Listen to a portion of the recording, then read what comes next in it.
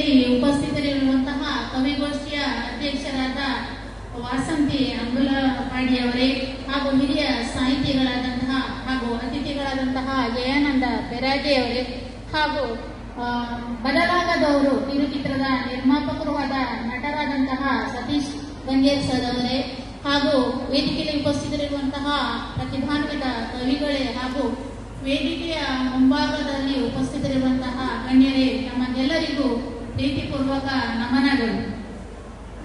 ಎಲ್ಲ ಕವಿಗಳು ಕೂಡ ಇವತ್ತು ಬಹಳ ಉತ್ತಮವಾಗಿ ಕವನವನ್ನ ವಾಚಿಸಿದ್ದೀರಿ. ನಮಗೆಲ್ಲರಿಗೂ ಕೂಡ ಅಭಿನಂದನೆಗಳು. ಹಾಗೆ ನಿಮ್ಮ ಭವಿಷ್ಯ ಇನ್ನಷ್ಟು ಉಜ್ವಲವಾಗಲಿ ಅಂತ ಹೇಳಿ ನಾನು ಬಯಸ್ತೇನೆ.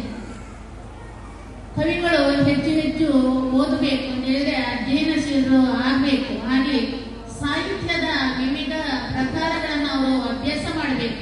ಆಗ ಹೆಚ್ಚು ಹೆಚ್ಚು ಬರೀಲಿಕ್ಕೆ ಸಾಧ್ಯ ಆಗ್ತದೆ. ಹಾಗೆ ಇಂತಹ ಕವಿಗೋಷ್ಠಿಗಳು ಇದೆ ಅಂತ ಹೇಳುವಾಗ ಅದರಲ್ಲಿ ಹೆಚ್ಚು ಹೆಚ್ಚು ಭಾಗವಹಿಸಬೇಕು. ಇವತ್ತು PV ಪ್ರದೀಪ್ ಕುಮಾರ್ ಅವರ ಒಂದು ಸಾರಥ್ಯದಲ್ಲಿ ಈ ಒಂದು ಭವ್ಯ ವೇದಿಕೆಯಲ್ಲಿ ಅಂತ ನಡೆದಂತಹ ಕಾರ್ಯಕ್ರಮದಲ್ಲಿ ನಾಡಿನ ಮೂಲೆ ಮೂಲೆಯಿಂದ ಆಗಮಿಸಿದಂತಹ ಕವಿಗಳು ಬಹಳ ಉತ್ತಮವಾಗಿ ಕವನಗಳನ್ನು ವಾಚಿಸಿದ್ದೀರಿ. ಹಾಗೆ ನಾನು ಒಂದು ಕವನವನ್ನ ವಾಚಿಸಲಿಕ್ಕೆ ಇಷ್ಟಪಡ್ತೇನೆ. ಕವನದ ಶೀರ್ಷಿಕೆ ಅರ್ಕ. ರಾತ್ರಿಯೆಲ್ಲ ಉರಿದು ಬೆಳಗಾಗಿ ರವಿಕಿರಣ ಬೀರಿದೆ.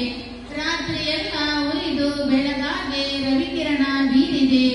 ಜೀವರಾಶಿಗಳಿಗೆ ಬೆಳಕು ಚೆಲ್ಲಿ ಹಗಲೆಲ್ಲ ಸಂಚರಿಸಿದೆ. ಹಸಿರು ಗಿರಿವನಗಳೆಡೆಯಲ್ಲಿ ಹೊಂಕಿರಣ ಸೂಸಿದೆ. ಜೀವ ಕೋಟಿಗಳ ಬದುಕು ನಿತ್ಯ ಆಶಾ ಕಿರಣವಾದೆ. ಸಂಜೆಯಲ್ಲಿ ಸೊರಗಿ ಕೆಂಪಾಗಿ ಪಶ್ಚಿಮದಲ್ಲಿ ಮಾಯವಾದೆ. ಸಂಜೆಯಲ್ಲಿ ಸೊರಗಿ ಕೆಂಪಾಗಿ ಪಶ್ಚಿಮದಲ್ಲಿ ಮಾಯವಾದೆ. ಕತ್ತಲೆಯಲ್ಲಿ ಕರಗಿ ಮರೆಯಾಗಿ ನಿದ್ರೆಗೆ ಜಾರಿ ಮರಳಿ ಎದ್ದುವಂದು.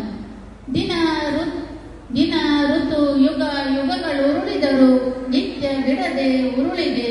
ದಿನ ಋತು ಯುಗ ಯುಗಗಳು ಉರುಳಿದರು ನಿತ್ಯ ಬಿಡದೆ ಉರುಳಿದೆ.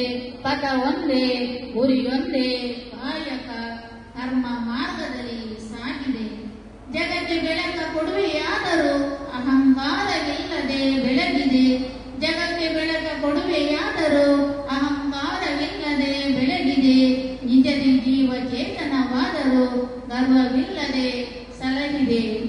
PV ಪ್ರದೀಪ್ ಕುಮಾರ್ ಸರ್ ಅವರು ದೇಶ ವಿದೇಶಗಳಲ್ಲಿ ಸಾಹಿತ್ಯದ ಕಾರ್ಯಕ್ರಮಗಳನ್ನು ಮಾಡುವುದರ ಮೂಲಕ ಕನ್ನಡದ ಕಂಪನ್ನ ಪಸರಿಸ್ತಾ ಇದ್ದಾರೆ.